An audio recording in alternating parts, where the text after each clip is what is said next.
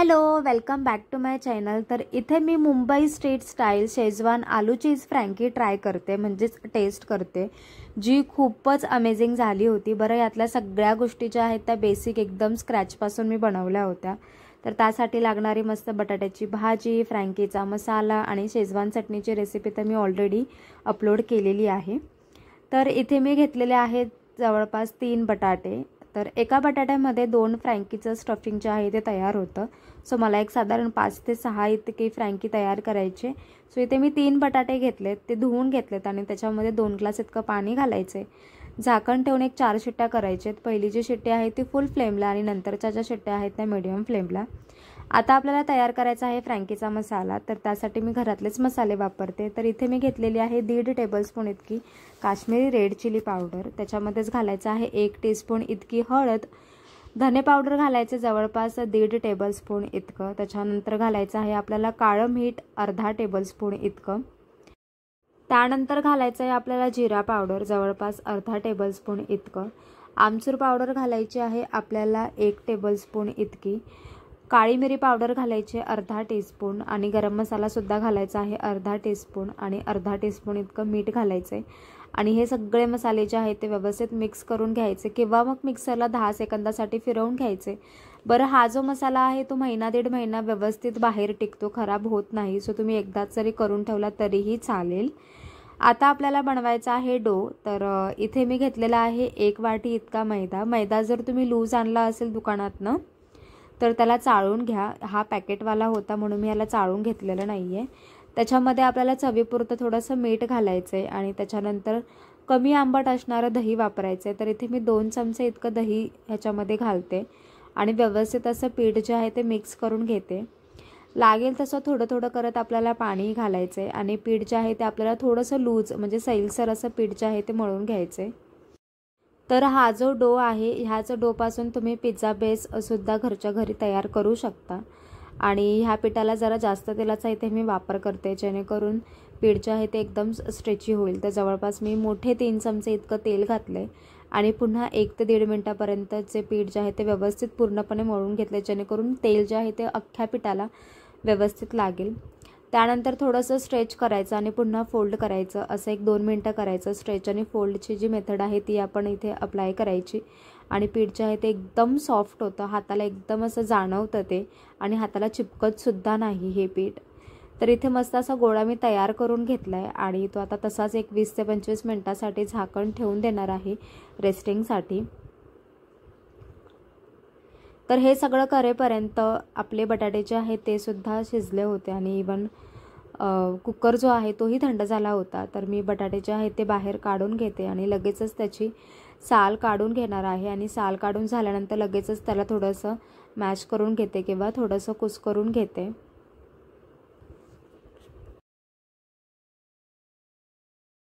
तर इथे 25 मिनिटानंतर इथे तुम्ही बघू शकता पीठ जे आहे ते दिसायलाच एकदम सॉफ्ट दिसतंय, एकदम मुलायम दिसतंय आणि तुम्ही त्याचा स्ट्रेच बघू शकता की ते कितपत चांगलं पीठ जे आहे ते व्यवस्थित असं भिजलं गेलं आहे। खूप स्ट्रेची असं पीठ आहे। अशाच पद्धतीने आपल्याला पीठ जे आहे ते तयार करायचं आहे। एखादं मिनटासाठी त्याला चांगलं असं मळून घ्यायचं आणि नंतर त्याचे छोटे छोटेसे असे गोळे तयार करून घ्यायचे। नेहमी आपण रोजच्या चपातीसाठी जेवढं पीठ घेतो तेवढंच आपल्याला त्याचा गोळा तयार करायचा आहे आणि त्याच्या बारीक बारीक अशा चपात्या लाटून घ्यायच्या आहेत। फक्त त्या चपात्या ज्या आहेत त्या नेहमीपेक्षा थोड्याशा अशा पातळ करून घ्यायच्या आहेत। तर इथे मस्त असे छोटे छोटेसे सेम आकाराचे मी गोळे तयार करून घेते आणि लगेचच चपातीसुद्धा लाटून घेते। बरं, चपाती लाटल्यानंतर एकावर एक टाकू नका, कारण मग तो डो जो आहे तो एकदमच सॉफ्ट असल्यामुळे आतमध्ये तुम्ही कितीही जरी पीठ टाकलं, म्हणजे एका चपातीवर थोडासा मैदा टाकला आणि दुसरी चपाती ठेवली तरीही ते चिपकतं। त्याच्यामुळे असं वेगवेगळीकडे तुम्ही चपात्या ज्या आहेत त्या ठेवा आणि एकदम भाजून घ्या किंवा मग केल्या लगेचच एक एक भाजून घेऊन दुसरी लाटा, तसं केलं तरीही चालेल।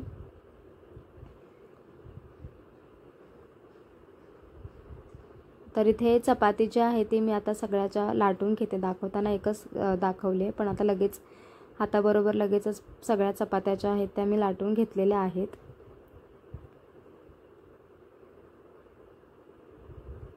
आणि थोडासा गरम असणारा तवा, म्हणजे एकदम कडकडीत गरम असा तवा करायचा नाही, एक साधारण गरम झाला की त्याच्यावर ही चपाती टाकायची आणि फक्त 10 सेकंदासाठी ती थोडीशी दोन्ही बाजूने भाजून घ्यायची. कच्ची राहिली पाहिजे, पूर्णपणे त्याला भाजायची नाही आहे, ती फुगू द्यायची नाही आहे.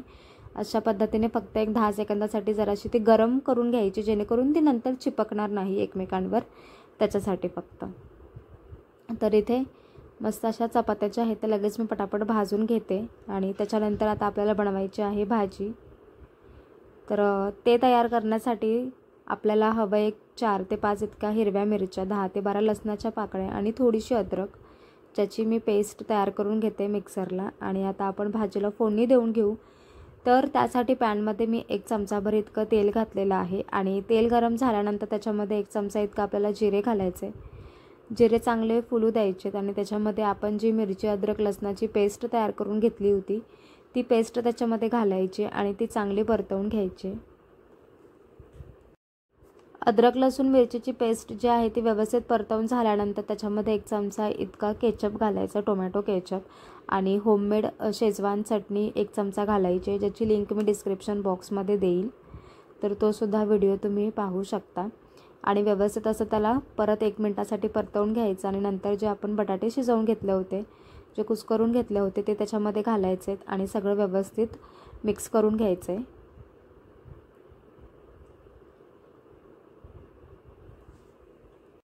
तर बटाटा जो आहे तो थोडाफार मिक्स करून झाल्यानंतर त्याच्यामध्येच घालणार आहे मी थोडंसं लाल तिखट अगदीच चवीला.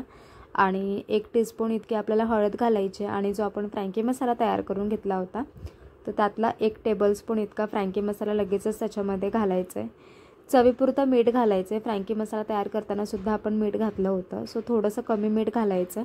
बारीक अशी चिरलेली कोथिंबीर घालायची आणि व्यवस्थित असा मसाला जो आहे तो तयार करून घ्यायचा. किंवा बटाट्याची भाजी जी आहे ती चांगली मिक्स करून घ्यायची. वाफत वगैरे त्याला ठेवायचं नाही आहे, फक्त व्यवस्थित ते मिक्स करायचं. 1 मिनिटासाठी त्याला तसंच ठेवून द्यायचं.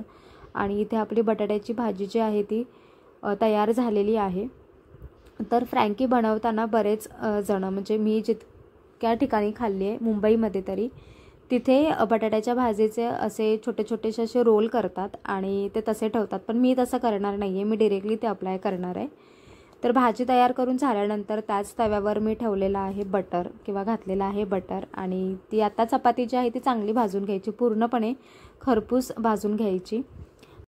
तर स्ट्रीट वेंडर जे आहे ते काय करतात, चपाती अशी भाजून घेतात, त्याच्यावर लगेचच बटाटा जो आहे तो लावतात आणि दोन्ही बाजूने बटाट्याची भाजीसुद्धा शेकून घेतात. आणि नंतर खाली ती उतरवून एका प्लॅटफॉर्मवर किंवा त्यांच्या डिशमध्ये बाकीचं सगळे प्रोसेस करतात. पण मी तसं नाही करत, मला चीज पण वितळलेलं लागतं, त्याच्यामुळे मी सगळं तव्यावरच करते. पण तुम्हाला जर तसं करायचं असेल तर तुम्ही करू शकता. तर इथे मी शेजवान चटणी लावते. तुम्हाला जर शेजवान चटणी तयार करायचं नसेल ना तर तुम्ही एकतर रेडीमेड वापरू शकता चिंग्सची, किंवा मग फक्त टोमॅटो सॉस किंवा मिओनीज वगैरे लावलं तरीही चालेल. आणि इथे भाजी जी आहे ती मी अजिबात रोल वगैरे करून घेतलेली नाही आहे, ती डिरेक्टली मी सगळीकडे पसरवून घेतली आहे, कारण मला सगळीकडे भाजी लागलेली आवडते. त्याच्यावर चांगला असा फ्रँकी मसाला जो आहे तो घातला आहे. कांदा मला आवडतो, तुम्ही कांदा इथे बारीक असा कापून घातला. इवन कोबीसुद्धा तुम्ही ॲड करू शकता. आणि चीज घालायचं आहे, तर चीज जे आहे ते प्रोसेस चीजच वापरायचं आहे. इथे पिझ्झाचं चीज जे आहे, मोझरेला चीज आहे, इथे चांगलं लागत नाही. थोडीशी अशी कोथिंबीर घालायची आणि रोल करायचं आणि 1 मिनिटासाठी शेकून घ्यायचं, जेणेकरून चीज चांगलं वितळलं जाईल. आणि इथे मस्त अशी आपली फ्रँकी जी आहे ती तयार झालेली आहे.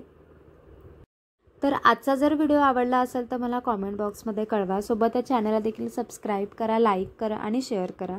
इथपर्यंत व्हिडिओ बघितल्यासाठी खरंच थँक्यू. पुन्हा भेटूया एका नवीन रेसिपीसोबत. तोपर्यंत बाय.